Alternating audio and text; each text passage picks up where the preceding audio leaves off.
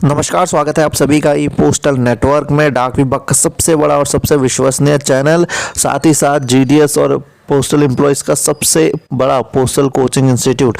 आपको बता दें कि हम आज जीडीएस टू एमटीएस के कुछ क्वेश्चन सॉल्व करेंगे जो 2020 के कुछ सर्कल से हमने उठाए हैं, और इसी तरह से हमारी जो कोचिंग होती है आप घर बैठे बैठे करते हैं, इसमें हम प्रीवियस ईयर के कई सारे क्वेश्चंस करवाते हैं।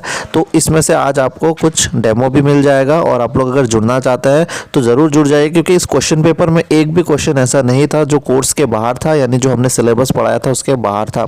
सारे क्वेश्चन कॉमन आए थे। कुछ क्वेश्चंस ऐसे होते हैं जो डिपार्टमेंट बाहर से दे देता है, लेकिन उसके मार्क आपको बाद में बोनस में मिल जाते हैं।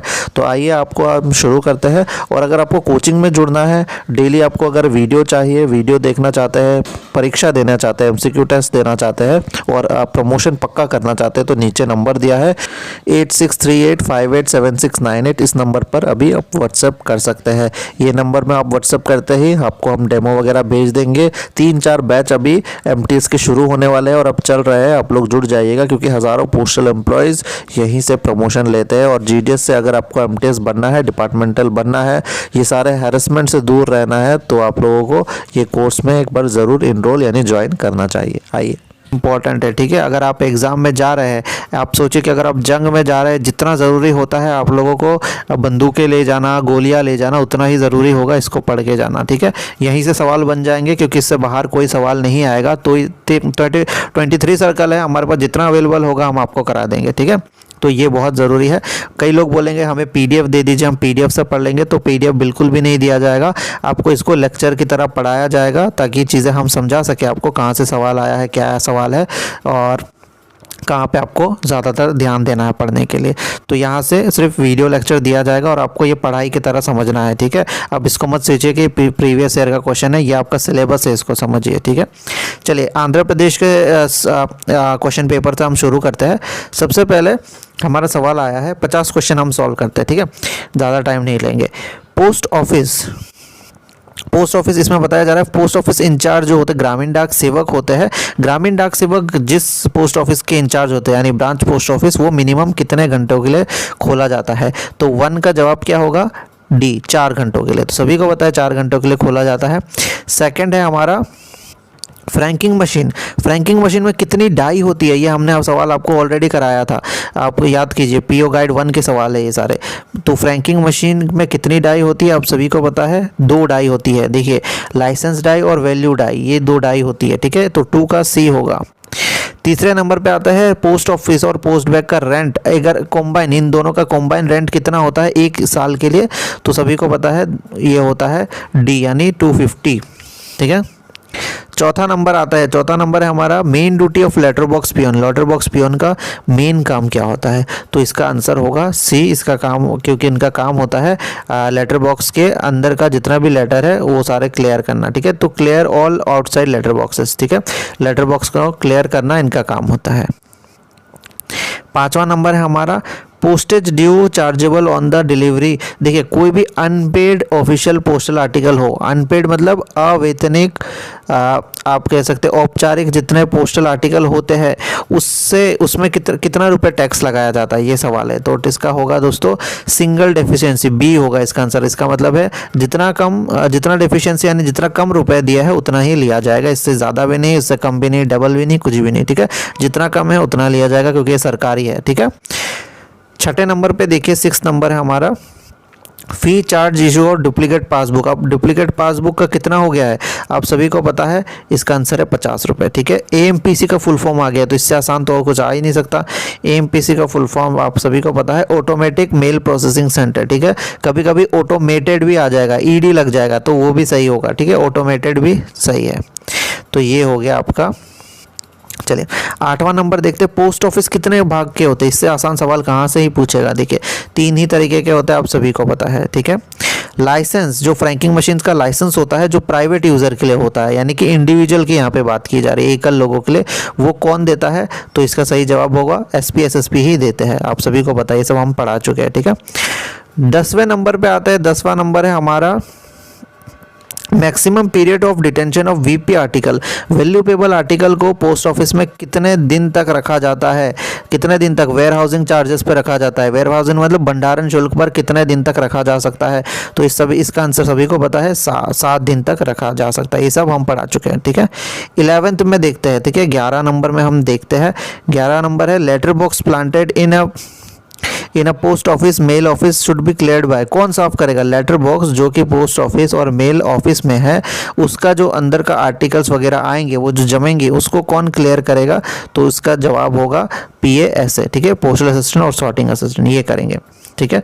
अब 12वां नंबर में आ जाते हैं, कैंप आर्टिकल और जो स्पेशल बैग है वो किन के लिए होता है। और ये टॉपिक हमने बहुत बार बोला था कि बहुत इंपॉर्टेंट है, इसको अच्छे से हमने पढ़ाया भी था। तो ये होता है दोस्तों ऑनरेबल प्रेसिडेंट ऑफ इंडिया के लिए। अब क्यों? क्योंकि ये मंत्री हो गए, ठीक है, इसलिए कैंप आर्टिकल और जो स्पेशल बैग हो गए वो मंत्रियों के लिए होते हैं। बाकी जो ऑफिसर वगैरह के लिए होते हैं ना, वो दूसरा होता है, ठीक है। चलिए आगे देखते हैं। आगे हम यहाँ पे बात करेंगे पोस्टल लाइफ इंश्योरेंस कब आया था। ये बहुत इंपॉर्टेंट सवाल है। PLI कब आया था आपको बता दें। ये 13वां जो क्वेश्चन है, ये बहुत बार पूछा गया, हर साल पूछा जाता है और अगले साल अब इस बार भी पूछा जाएगा। तो इसका आंसर है 1 फरवरी 1884 में, 1884, इसको रट्टा मार लीजिए, ठीक है। RLO का फुल फॉर्म क्या है सभी को पता है, रिटर्न लेटर ऑफिस, ठीक है। तो यहाँ पे आपको बता दें 14 का असल में जो है नॉन ऑफ द अबव होगा, क्योंकि इसमें ना स्पेलिंग गलत है, ठीक है, बस स्पेलिंग गलत है। बाकी आंसर की में रिटर्न लेटर ऑफिस यानी 14 का C को सही माना गया था, क्योंकि ये दोनों का मतलब तो एक ही है। चलो स्पेलिंग गलत से इतना वो नहीं देखते, तो रिटर्न C होगा, ठीक है। ED होना चाहिए रिटर्न में, लेकिन चलो RLO को इसको मान लेते हैं। 15 नंबर है हमारा लेबल बंडल। तो लेबल बंडल होता क्या है, अगर हम उसकी बात करें तो लेबल बंडल, इसमें से जितने भी ऑप्शन है सबसे ऊपर वाला जो होगा वही होगा। ये होता है collection of unregistered article of letter mail, यानी कि गैर रजिस्ट्री आर्टिकल का एक मिलाप या फिर कलेक्शन होता है ये, ठीक है।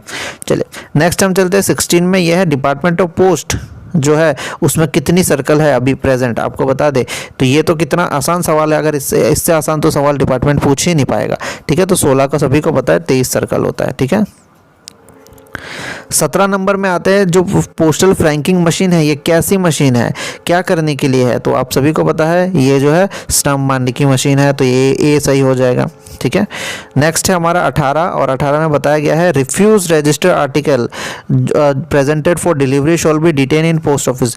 तो जितने भी रिफ्यूज्ड, ठीक है, रिफ्यूज कर दिए गए हैं, मतलब मुझे चाहिए ही नहीं, ऐसे रजिस्टर आर्टिकल अगर आते हैं पोस्ट ऑफिस में डिलीवरी के लिए, कितने दिन तक रखे जाएंगे। तो सभी को पता होगा ये 7 दिनों तक रखे जाते हैं, ठीक है। नेक्स्ट हम चलते हैं, the रेंटर of a post box can clear his post box during. तो ये सवाल हमने आपको बताया था, ये सवाल हम बार बार जब भी आपको पढ़ाते हैं तो ये चीज़ आपको हमेशा पढ़ाते हैं कि जो पोस्ट बॉक्स का जो जिसने भाड़े पे लिया हुआ है, जो रेंटर है, किराएदार है, वो कौन से समय में अपना पोस्ट बॉक्स का जो है क्लियर कर सकता है, उसको मतलब उसका अंदर के आर्टिकल जो है वो निकाल सकता है। तो वो बिजनेस आवर, जब पोस्ट ऑफिस का जो बिजनेस आवर है यानी कार्यकारी घंटे होते हैं, उसी समय में निकाल सकता है, यानी बी हो गया इसका आंसर, ठीक है।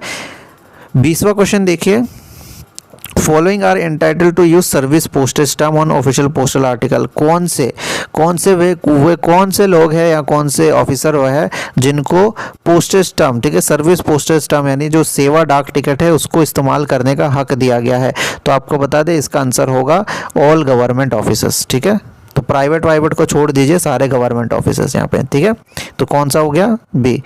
21 है हमारा minimum amount to of deposit to open a new saving account. अगर एक नया सेविंग अकाउंट आपको खुलवाना है पोस्ट ऑफिस में, तो इसके लिए आपको कितना अमाउंट से खुलवाना पड़ेगा।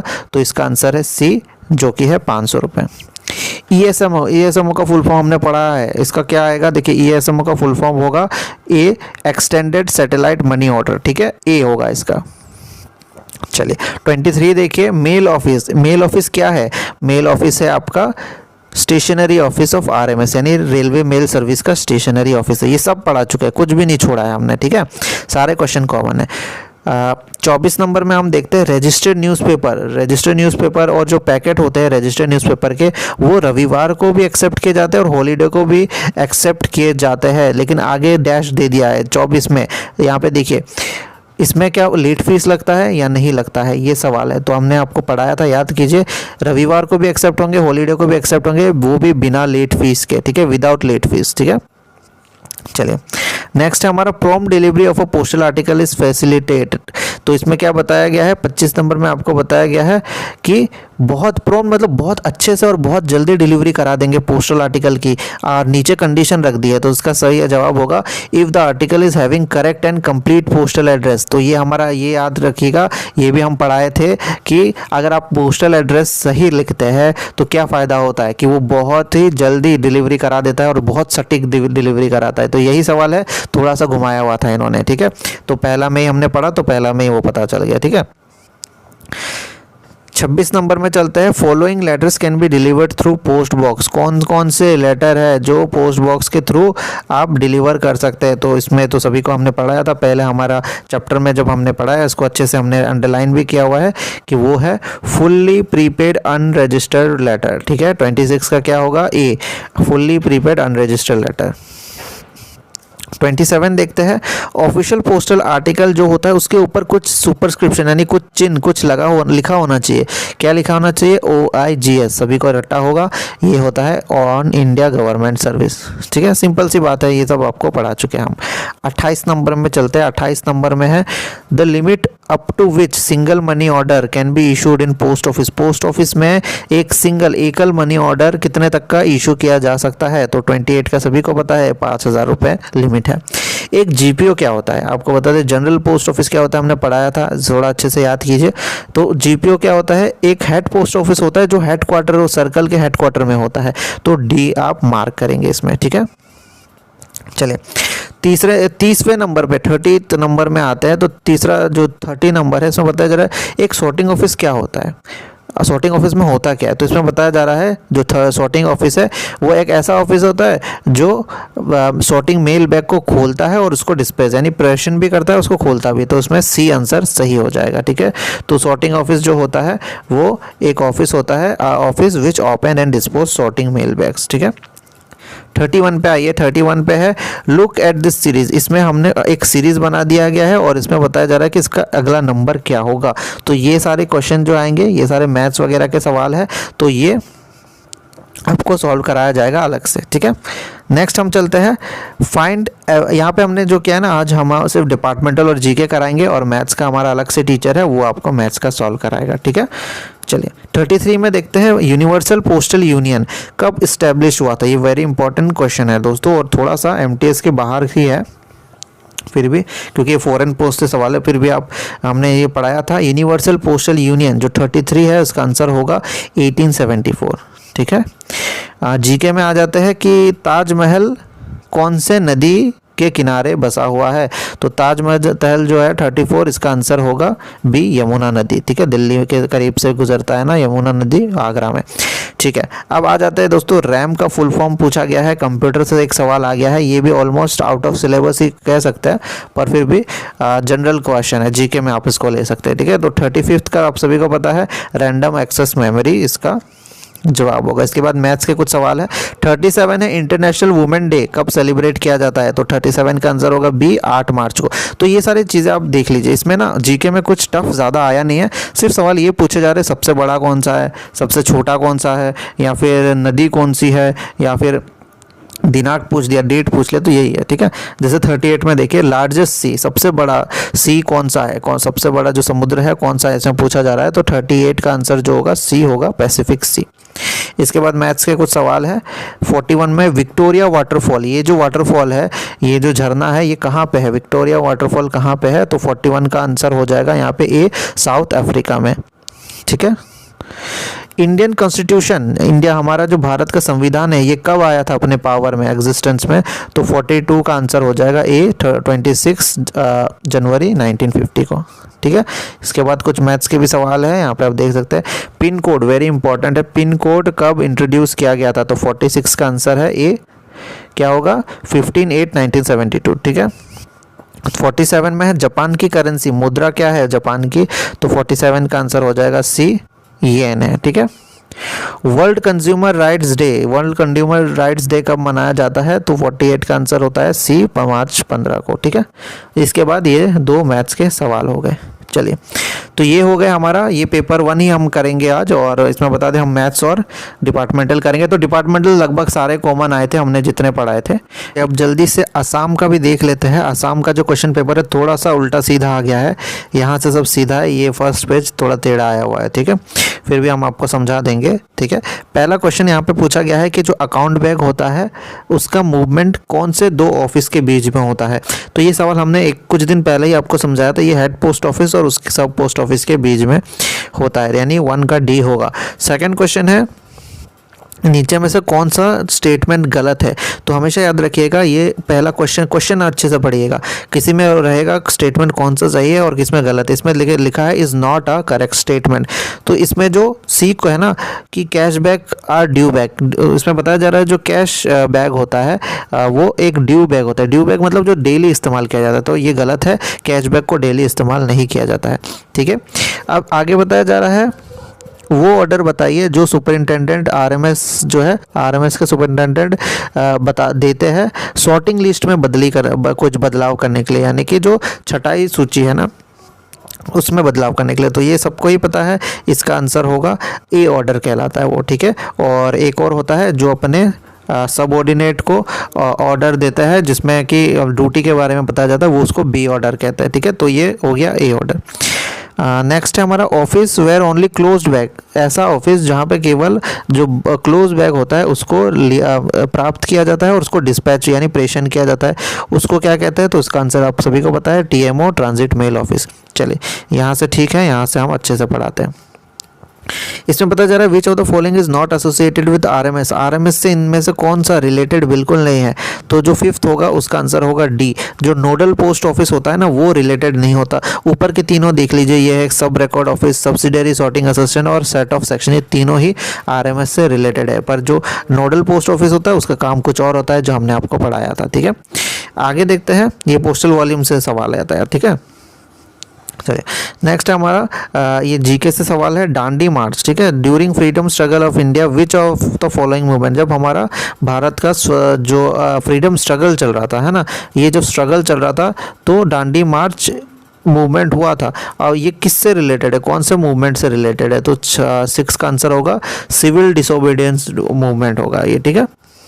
चलिए, 7वां नंबर है, eight which place all India Muslim league was started, जो ऑल इंडिया मुस्लिम लीग है ना जो 1906 में शुरू हुआ था, ये कौन से जगह में हुआ था शुरू। तो ये इसका 7वां का आंसर आप सभी को पता होना चाहिए, 7वें का आंसर होगा डी, ढाका, ठीक है।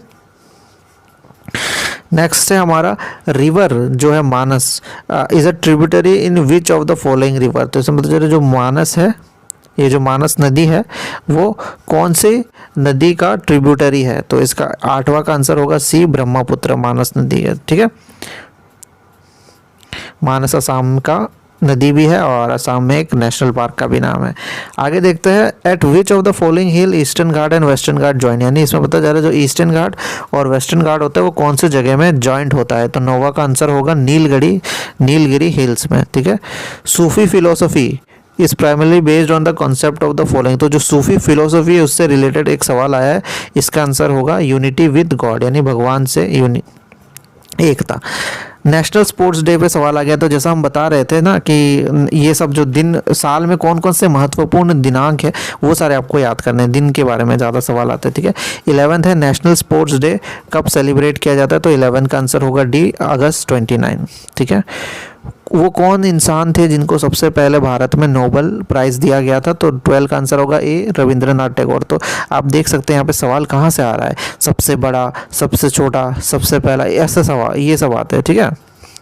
13 है vice president of India is ex officio chairman, जो हमारे वाइस प्रेसिडेंट होता है उपराष्ट्रपति, वो चेयरमैन होते हैं, एक्स ऑफिशियो चेयरमैन किसके होते हैं। तो 13वां का आपको पता ही है, राज्यसभा के होते हैं, ठीक है। चलिए, आगे लिखा है which article of Indian constitution describe right to freedom, यानी राइट टू फ्रीडम कौन सा आर्टिकल में इसका विवरण है।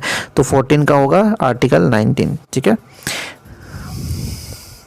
देखिए, एक सवाल यहाँ पे आ गया है, ये इस सवाल जो है आपका इथिक्स एंड मोरालिटी पे है, ठीक है। ये to have high sense of moral and ethical behaviour that earns respect of other one must be strong.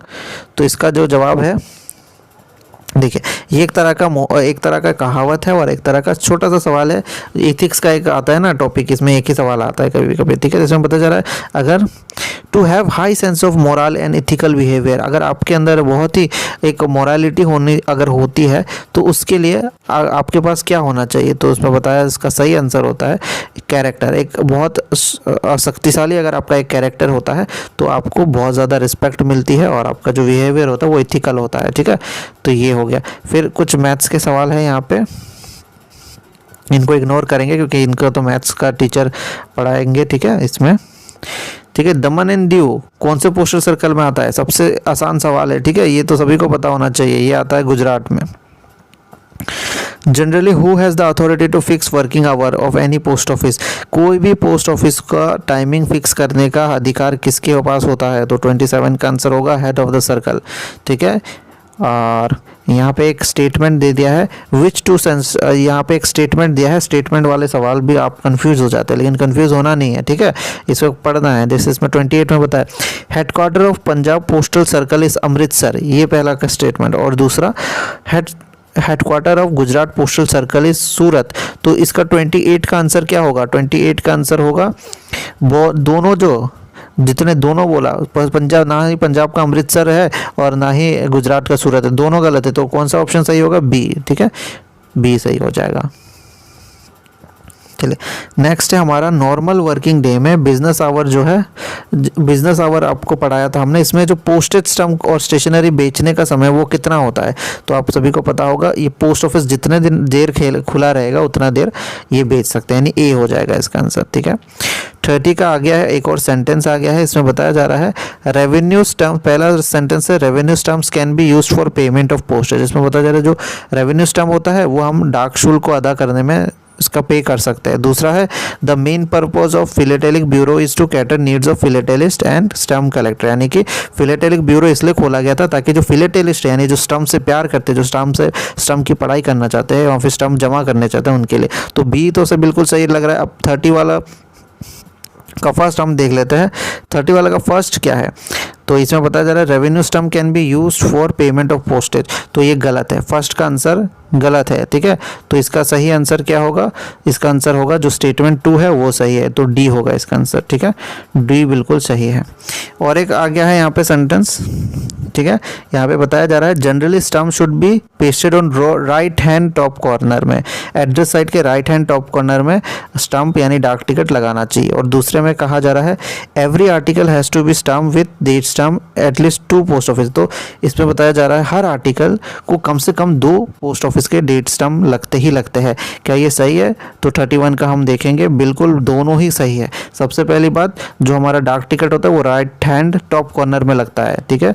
और जो दूसरा सवाल है कि कितने पोस्ट ऑफिस के दिनांक मुहर या तारीख मुहर लगते हैं, तो 2 के तो लगने ही लगने हैं, पहला होगा जहाँ पे बुकिंग किया, दूसरा जहाँ पहुँचेगा, तो ये तो लगेगा, ठीक है।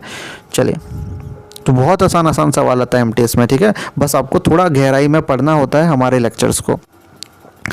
Of the following does not come under, इनमें से कौन सा प्रोहिबिटेड आर्टिकल के अंडर नहीं आ रहा है, तो इसमें बताया जा रहा है ऊपर के जितने भी है वो सारे प्रोहिबिटेड है। इसमें एक्सप्लोसिव बता दिया सबसे ऊपर, जो कि बिल्कुल ही प्रोहिबिटेड, एक्सप्लोसिव मतलब जो विस्फोटक होता है। शार्प इंस्ट्रूमेंट ये भी जो है बिल्कुल प्रोहिबिटेड है, कोई भी जिंदा जानवर भी प्रोहिबिटेड है। लेकिन इसमें नीचे जो बताया जा रहा है गोल्ड कॉइन यानी सोने का सिक्का और बुलियन, अगर वो 10,000 से ऊपर का नहीं है तो वो अलाउड है, बिल्कुल अलाउड है, इसीलिए ये डी इसका आंसर सही होगा, ठीक है।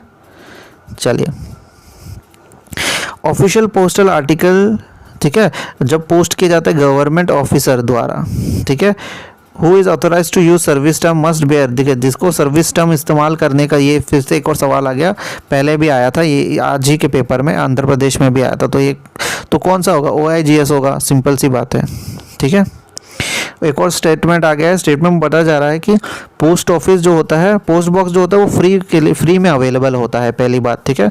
और दूसरी बात जो पोस्ट बॉक्स होता है वो सारे ही पोस्ट ऑफिस में आपको अवेलेबल हो जाएगा, बीओ को भी मिला ले इसमें, ठीक है। तो 34 का जो आंसर है इसमें होगा बी क्यों होगा, देखिए क्योंकि दोनों ही स्टेटमेंट गलत है, ठीक है। पोस्ट बॉक्स के लिए आपको रेंट देना पड़ता है और दूसरी बात जो पोस्ट बॉक्स की फैसिलिटी है वो केवल डिलीवरी पोस्ट ऑफिस में ही अवेलेबल होती है, ठीक है। चलिए नेक्स्ट है हमारा, दो स्टेटमेंट दिया है 35th में, postal articles can be delivered even on indefinite address, यानी अनिश्चित पता जो होता है उसमें भी पोस्टल आर्टिकल डिलीवर्ड किया जाता है। बिल्कुल गलत है, बिल्कुल नहीं होता है, हमने पढ़ा है आपको। Pin code facilitates effective delivery of article, अगर आप पिन कोड देते तो बहुत सही आपका आर्टिकल पहुंच जाता है। क्या ये सही है? हाँ, ये तो बिल्कुल सही है, यानी सेकंड वाला सही है। तो 35th का आंसर जो होगा डी होगा, यानी सेकंड वाला सही है। Registration is an add on facility to provide security, visibility and special treatment of book article. इसमें पता जा रहा है अगर आप रजिस्ट्री करा लेते हैं तो आपका क्या होता है, बहुत अच्छी फैसिलिटी हो जाती है, सेफ्टी मिलती है, विजिबिलिटी मिलती है और अच्छा व्यवहार होता है। तो ये तो सही बात है, लेकिन आगे क्वेश्चन है कि in which case registration is not compulsory, किस केस में रजिस्ट्रेशन कंपलसरी नहीं है। देखिए इंश्योर्ड आर्टिकल का ऊपर के तीनों का आपको करना ही करना पड़ेगा रजिस्ट्रेशन, ठीक है। इन विच केस और किसमें अलाउड मतलब ज़रूरी नहीं है, अनिवार्य नहीं है, तो उसका आंसर हो जाएगा करके आपको अच्छे से पढ़ना होगा। रजिस्ट्रेशन किस किस में अनिवार्य है, इंश्योर्ड आर्टिकल में बिल्कुल है, वैल्यूएबल आर्टिकल में बिल्कुल है, और कोई भी डी आप देख लीजिए, कोई भी पार्सल अगर 4 kg से ऊपर हो जाता है तो उसमें भी रजिस्ट्रेशन करना अनिवार्य है। लेकिन ये जो ब्लाइंड लिटरेचर है ये तो फ्री में पहुंच जाता है, इसमें कोई रजिस्ट्रेशन की जरूरत नहीं, यानी सी हो गया इसका आंसर, ठीक है। नेक्स्ट है हमारा इंटरनेशनल ट्रैक पैकेट, ठीक है, वेरी इंपॉर्टेंट। ये जो है हमारे वेबसाइट से लिया गया है। इंटरनेशनल ट्रैक पैकेट जो होता है specially design to cater the needs of e commerce for cross border transaction. तो इसमें होता जा रहा है इंटरनेशनल ट्रैक पैकेट जो होता है वो क्रॉस बॉर्डर ट्रांजैक्शन के लिए होता है, ठीक है, यानी हमारे बॉर्डर के इस पार से उस पार के लिए ई कॉमर्स फैसिलिटी देने के लिए होती है, ठीक है। तो इसकी जो मैक्सिमम लिमिट है वो कितनी है इसमें बताई जा रही है। तो 37 का आंसर होगा डी, पैकेट सब तो 2 kg, तो इसका इंटरनेशनल ट्रैक पैकेट का 2 kg लिमिट है, ठीक है। ये सवाल आने के चांसेस है। चलिए आगे है, with international money transfer which of the following is not correct. इसमें बताया जा रहा है कौन सा करेक्ट नहीं है, 38 है। इसमें बताया जा रहा है इंटरनेशनल मनी ट्रांसफ़र से रिलेटेड कौन सा चीज़ सही नहीं है। तो इसमें बता दे maximum of $50,000 at a time can be transacted, ये वाला पॉइंट जो है सही नहीं है, बाकी ऊपर के तीनों सही है, ठीक है। Only inward personal remittance of India, सबसे पहली बात अगर इंटरनेशनल मनी ट्रांसफ़र की बात करें तो सिर्फ इंडिया में पर्सनल रेमिटेंस यानी जो निजी रेमिटेंस है वो अलाउड है। मैक्सिमम नंबर ऑफ ट्रांजैक्शन एक सिंगल द्वारा कैलेंडर ईयर में 30 होने चाहिए, ये भी हमने आपको पढ़ाया है। और अमाउंट जो है 50,000 तक का एक बेनिफिशियरी को कैश में पेमेंट किया जा सकता है। ऊपर के तीनों सही है, लास्ट का एक गलत हो गया, ठीक है। चलिए 39 है हमारा सुकन्या समृद्धि का जो सेकंड क्वार्टर था ना फाइनेंशियल ईयर का 2020-21 का, उसमें इंटरेस्ट रेट के बारे में पूछ लिया गया है, ठीक है। तो इंटरेस्ट रेट भी आपको याद करना पड़ेगा। तो इसका इंटरेस्ट करीब 7.6 था, ठीक है। माई स्टर्म कब इंट्रोड्यूस किया गया था, वेरी इंपॉर्टेंट, यहाँ पे एक अलग से सवाल आया, आउट ऑफ सिलेबस नहीं कह सकते, फिर भी मतलब जनरल नॉलेज का ही है ये डिपार्टमेंट के, ठीक है। तो 40 में इसको कहेंगे, ये जो है सी होगा इसका आंसर 2011 में। फिलेटेलिक डिपॉजिट अकाउंट को मिनिमम कितने रुपए से खोला जाना चाहिए, तो ये हमने अच्छे से पढ़ाया हुआ है। 41 का आंसर होगा बी, 200 रुपये। और कितने तरीके के आरपीएलआई पॉलिसी है, पॉलिसीज़ कितनी है आरपीएलआई में, तो 42 का आंसर हो जाएगा बी, 6 तरीके की हमारे पास आरपीएलआई की पॉलिसीज़ है। चलिए पीएलआई इंश्योरेंस कवर जो है एक्सटेंड किया गया था फीमेल एम्प्लॉय यानी जो महिला कर्मचारी है उन तक, ये कौन से साल में किया गया था, ये थोड़ा सा आउट ऑफ सिलेबस क्वेश्चन आ गया। 43 का आंसर होगा सी, 1890। काफ़ी कम लोग ही इसको टिक मार पाएंगे। 44 का जो है सवाल है, पोस्ट ऑफिस पासपोर्ट सेवा केंद्र, ये एक जॉइंट इनिशिएटिव है, यानी 2 डिपार्टमेंट मिलकर बनाया था, एक तो पोस्टल डिपार्टमेंट और दूसरा कौन सा होगा, क्योंकि ये पासपोर्ट है आपको याद रहना चाहिए, एक्सटर्नल डिपार्टमेंट यानी सी, मिनिस्ट्री ऑफ एक्सटर्नल अफेयर्स का मिलके बनाया था इसको, ठीक है। चले नेक्स्ट है हमारा complete mailing solution right from mail preparation to mail delivery comes under, अभी हम पढ़ेंगे। 45 है हमारा, इसमें सवाल पूछा जा रहा है कि ऐसा कौन सा सर्विस है डिपार्टमेंट के पास जो पूरा कंप्लीट सोल्यूशन देता है, ठीक है, मेलिंग सोल्यूशन देता है, मेल का बनाने से लेके मेल की डिलीवरी तक, तो ये है बिजनेस पोस्ट, ठीक है, ये हमने पढ़ाया था आपको। 46 का है 5 ईयर का टीडी से रिलेटेड कोई स्टेटमेंट दे दिया है, इसमें बताया जा रहा है इनमें से कौन सा करेक्ट नहीं है। तो 46 का इसमें जो फर्स्ट वाला है ना, जो परसेंटेज है कितना रेट है वो गलत है, बाकी सब सही है, ठीक है। 47 है, what is the tariff for local speed post up to 50 gram, 50 gram तक के लोकल स्पीड पोस्ट का टैरिफ कितना है, कितना रेट है? तो 47 का आंसर हो जाएगा 10 रुपये, ठीक है। तो ये हो गया आपका, सॉरी 10 रुपये नहीं 15 रुपये, ठीक है। In which city national philatelic museum, philatelic museum बहुत इंपॉर्टेंट सवाल है, इसके बारे में हमने पढ़ाया बार बार। नेशनल फिलेटेलिक म्यूजियम कहाँ पे है? तो आप सभी को बता दें, नई दिल्ली में है, ठीक है। 48 का। 49 है, हेड रिकॉर्ड ऑफिस किससे रिलेटेड है इनमें से? आप देखिए, तो 49 का जो होगा रेलवे मेल सर्विस होगा, ठीक है। अब लेबल बंडल से सवाल आ रहा है कि जो लेबल बंडल होता है इसमें से सबसे पहला स्टेटमेंट देख लीजिए, जो लेबल बंडल होता है उसको जब हम सॉर्ट करते हैं, यानी जब हम छटाई करते हैं, तो उसको सिंगल आर्टिकल मानते हैं, हाँ या ना? तो उसका जवाब होगा हाँ, हमने पढ़ाया था आपको, ठीक है। लेबल बंडल में बहुत सारे आर्टिकल को हम मुंह, उसका जो मुंह है सामने की तरफ रखते हैं और बांध देते हैं उसको, लेकिन उसको जब मानेंगे तो एक ही मानेंगे। दूसरा है लेबल बंडल 3 तरीके के होते हैं, तो नहीं 3 तरीके के नहीं होते, 2 तरीके के होते हैं। तो इसमें जो 50 का आंसर होगा सी होगा, यानी कि केवल 1 सही है। तो ये 2 क्वेश्चन पेपर हमने करा दिए, इतने में ही आप लोग को समझ में आ गया होगा कि हमारे जितने भी लेक्चर्स है उसी से सारे कॉमन आ जाते हैं, क्योंकि हम पूरा सिलेबस कराते हैं, ठीक है। तो आप लोग को ये पढ़ना है, ठीक है। इसको ये क्वेश्चन पेपर समझ के नहीं रखना है, अब बस क्वेश्चन पेपर है देखना नहीं है इसको, आपको अच्छे से पढ़ना है, यहीं से सवाल आएंगे, ठीक है। धन्यवाद।